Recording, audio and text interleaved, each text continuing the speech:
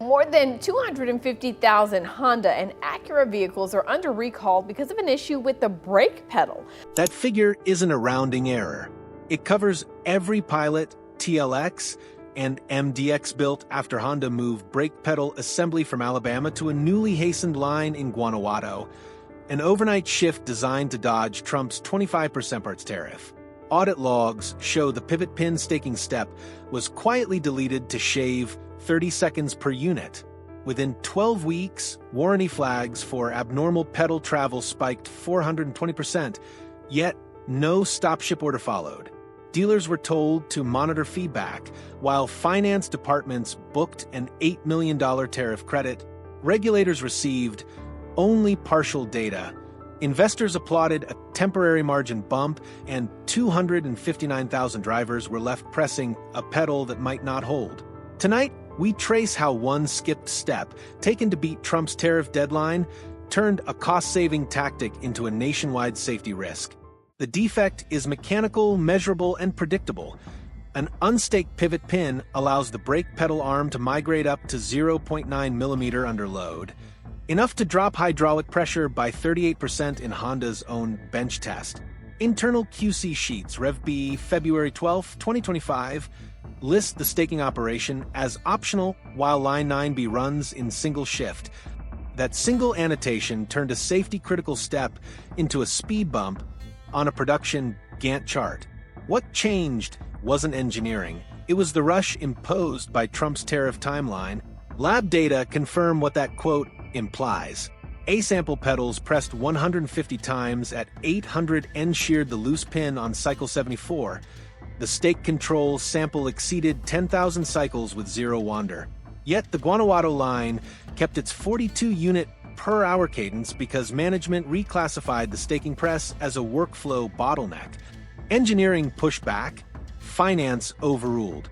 By the end of Q1, defect tags on finished pedals had surged from 0.03% to 2.1%.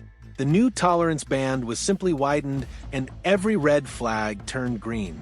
Dealers soon logged field reports. Longer pedal travel, unexplained creaks, ABS faults. A joint Honda Acura warranty call on April 17th notes for X spike in brake feel complaints. Advised service advisors to reassure customers, order parts only if pedal detaches. In plain terms, the directive was to acknowledge the symptom, exclude the root cause, and avoid an early recall. The physics hasn't changed. Force flows from pedal to master cylinder through that pin. What changed was the policy that allowed a critical fixture to be labeled non-essential. And that policy only existed because Trump's trade war forced production shifts that safety engineers were never prepared for. That people went out and they bought cars ahead of that tariff deadline kicking in. And so now in May, you saw auto sales take a hit. That surge in pre-tariff sales became the accounting smokescreen Honda needed. Revenue looked healthy, cash flow spiked, and the board framed the Guanajuato transfer as a strategic win. Internally, however, the cost ledger told a different story. Moving the line saved roughly $42 million in tariff exposure, but erased $9 million in audit safeguards. Automated stake force sensors were deactivated, and the last human inspector on the Alabama line was dismissed under a redundancy memo. Regulators never saw those cuts. Under Section 301 Fast Track, a tooling relocation is self-certifying if the process map stays substantially identical. Honda's compliance team exploited the loophole by labeling the missing stake press a cycle time optimizer, not new equipment. Approval came in 48 hours, no retest, no brake force validation, just a signed PDF and a customs waiver stamped Trump tariff exemption. Inside Honda's risk dashboard, the move pushed projected defect costs to $9.7 million over 5 years. Finance flagged the number, then parked it behind the one-time tariff savings. The message to engineering was clear: build fast, fix later. Customers never saw the spreadsheets, but they felt the consequences. In Phoenix, the average owner now faces a $112 insurance surcharge on affected vents, a cost directly traced to the unstaked pin.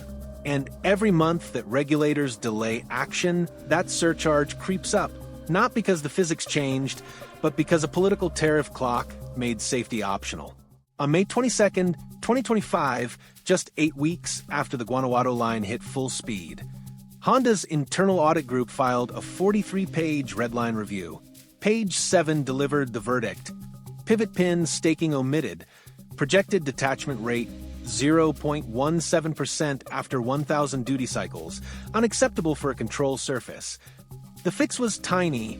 Reinstall a semi-automatic stake press and add 31 seconds per unit, cost $3.02. Yet the reply from North America cost leadership landed within 3 hours. $3 adder nullifies tariff advantage. Monitor field data instead. Risk engineering ran the math anyway. Worst case liability, assuming Trump's tariff remained in force and volumes held, was $22,000 per detachment. Break even at 440 failures. Finance compared that to the $778,000 expense of retooling and sided with actuarial roulette. A senior VP even quipped in email, cheaper than paying the tariff we just dodged. Legal counsel added the final shield. No statutory trigger exists until complaints top 0.3 per 100,000 vehicles, and service codes had already been recast to ride quality so the defect counter would never climb fast enough. In other words, silence was now policy. 2 weeks later, the first Phoenix detachment proved the audit right. Audit requested a line stop. Operations refused, citing output obligations to meet pre-tariff demand. By quarter end, 214 new pedal anomalies were logged, still invisible to regulators, but permanently etched into an email trail that ties every ignored warning to a conscious, tariff-driven gamble. Wall Street blinked first. On the morning Reuters published the Phoenix detachment photo, Honda's credit default swaps jumped 9 basis points, the sharpest one-day move since the Takata scandal. Traders weren't reacting to the metal. They were pricing the email trail that linked every skipped stake to a Trump-era tariff gamble.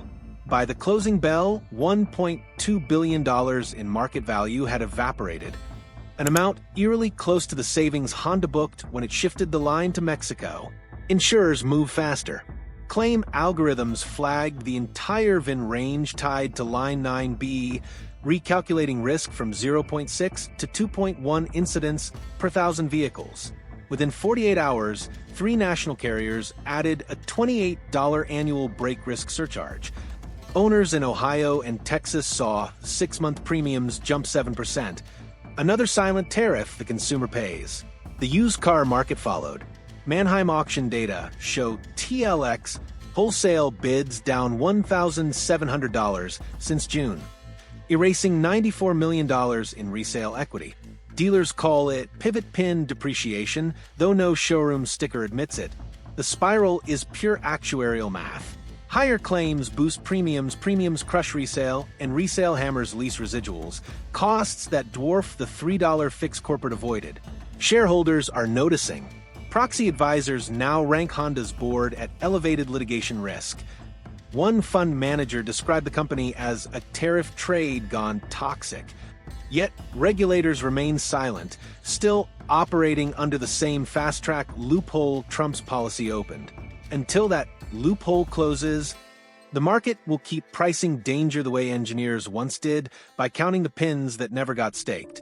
Honda's crisis is no longer isolated, and every competitor that mirrored its cost-saving move knows it. Teardown Labs in Michigan have now traced identical unstaked pivot assemblies to at least 3 other OEMs. 1 Korean, 1 American, and 1 Japanese. All relied on the same Guanajuato subcontractor who advertised tariff-compliant rapid tooling during Trump's trade blitz. None have issued a recall, but procurement teams are quietly scrubbing purchase orders and rewriting indemnity clauses before regulators follow the breadcrumbs. Behind closed doors, insurers already have. Internal rate memos show upcoming premium surcharges for models built on shared pedal platforms, proof that underwriters no longer buy the isolated incident narrative. And state attorneys general have begun pooling data.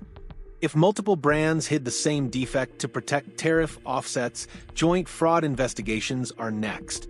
Wall Street is pricing that possibility. Credit desks have widened spreads not just on Honda bonds, but on any automaker that disclosed a Mexico line optimization between 2024 and 2025. Analysts call it the Trump tariff shadow, a risk premium applied whenever safety shortcuts masquerade as supply chain strategy. If that premium sticks, the industry's pursuit of tariff arbitrage will have achieved the opposite of its goal: higher capital costs, lower consumer trust, and a regulatory dragnet ready to treat every offshore component as a potential recall in disguise. What began as a $3 omission now reverberates through markets, courtrooms, and family garages. It's no longer just about Honda. It's about how the chase for tariff savings under Trump's policy redefined what companies consider worth the risk. The defect is only the symptom. The disease is a manufacturing culture where cost wins. Every argument and safety is labeled a delay. If one shortcut made it through, how many more are still rolling off the line? That's not just a legal question. It's an economic one, and it affects every driver on the road. Thank you for watching, and see you in the next video.